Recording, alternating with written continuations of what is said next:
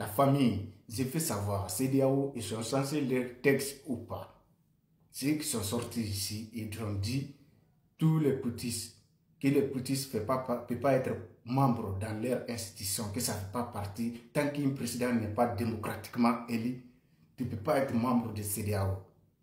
Mais ce qui est étonnant, aujourd'hui, c'est les mêmes CEDEAO qui demandent à les petits de se retourner dans leur groupe esclavagiste. Les gars, c'est pour ça que je dis, ceux qui sont étonnés, comportement de Sonko et comportement de Diomaye, vous ne doivez pas être étonnés. Les gens là, c'est leur nature, c'est des trahison, manipulation. Sinon, comment vous pouvez comprendre, CEDEAO, il était aux côtés de Macky Sall. Malgré tous les combats que les panafricains ont faits contre Macky Sall, CEDEAO, il était aux côtés de Macky Sall. Et Sonko et Diomaye, pendant les panafricains, on a fait leur combat. Ils sont arrivés au pouvoir. Le premier voyage, deuxième voyage, il est parti voir qui c'était Ado. Ado, il était côté de Macky Sall. Diomaye, il a remercié Ado, malgré tout ce qu'il a fait, et comme contre eux-mêmes, le moment où il était en l'opposition. Donc les gars, c'est clair. Raison pour laquelle, en Europe, en Amérique, on appelle les opposants, les gauches, les droites, les milieux, je ne sais pas. Mais en tout cas, tu ne vas jamais entendre à les dirigeants, à les populations, à dire à les opposants d'ici, les leaders politiques, ils ne vont jamais les appeler les opposants. Quand déjà ils savent qu'ils sont tous destinés en commun, peu importe leurs différentes opinions, ils sont ensemble et devant leur nation. Mais pourquoi appeler c'est nous, les opposants, les leaders politiques opposants? Tout simplement, c'est un mot qui divise. Parce que quand on entend le mot l'opposant, ça veut dire c'est la guerre totale. Ici, il appelle gauche, droite. Jamais ils vont dire les opposants. Parce qu'ils sont même but.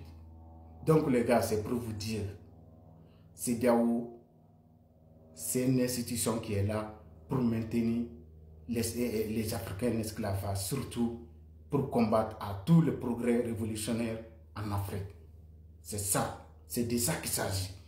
CEDEAO, certains dirigeants sérieux qui étaient dans CEDEAO, ils ont amené des combats contre France CFA pour créer le LECO. C'est même CEDEAO qui a piétiné ces projets. Et aujourd'hui, ils sont tout écrasés, ils sont mis sur l'eau. Donc, le projet n'est pas abouti. Macron et Ado, ils ont fait ça ensemble. Donc les gars, il ne faut pas que vous soyez étonnés. Et le problème qui était entre Soro et Alassane, Soro, dès qu'il y a eu problème, c'est quel pays qu'il a hébergé? C'est la France. Et après Soro, il était en France. Hein. Il est quitté ici, il s'est rendu dans les 3 pays de l'AES. Est-ce que vous l'avez entendu communiquer du gouvernement ivoirien? Après savoir que combien d'années Soro il était gardé en France par Macron, est-ce qu'il a dit un mot sur Macron? Jamais. Sur la France? Jamais. Mais juste aller rendre visite les pays voisins. Non mais les gars, c'est étonnant, voilà, c'est étonnant. Donc c'est ça que je voulais vous dire. J'avais entendu ce qu'il a dit sur les 3 pays qui ont fait le coup d'État à Alassane. Donc les gars, combat qu'on est là, CEDEAO, c'est des choses passées. CEDEAO, il est derrière, il est périmé. On ne doit même pas les écouter. On est ensemble les gars, abonnez-vous et partagez. Vive la l'AES, c'est de ça qu'il s'agit. Voilà, les gars, on est ensemble. Allez, à bientôt.